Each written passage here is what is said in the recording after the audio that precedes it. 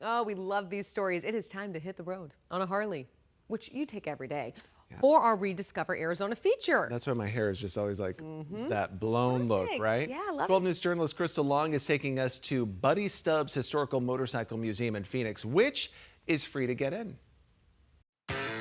Let's go.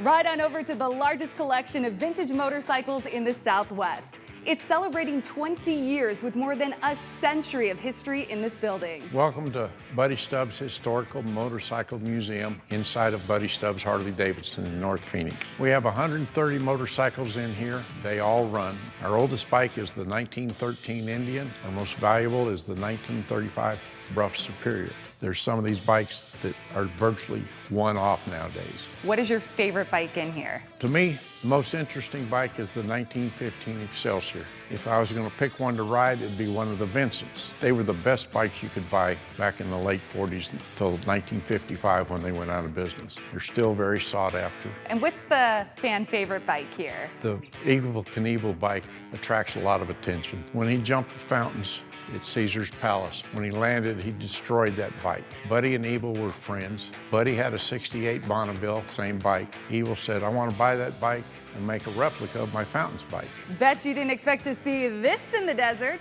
Harley-Davidson made snowmobiles in the early 1970s. Upstairs, you'll find a collection of dirt, racing, and military motorcycles, as well as scooters.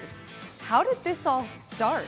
Buddy's been collecting bikes virtually his entire life. When they designed this building, he designed it to have room for his collection in here. There's stuff on the walls here that is really pretty unique. There's some pictures when Buddy was doing stunt work for TVs and movies. What draws you to this place and where your passion's from to be here? I like the older bikes. There's so much that has changed over the years. All the Harleys before 1952, you shifted with the knob on the tank. There's an awful lot of people that come in here and find something from their past. I had one of these, or my dad had one of these, and it's kind of a nostalgia trip for them in some ways.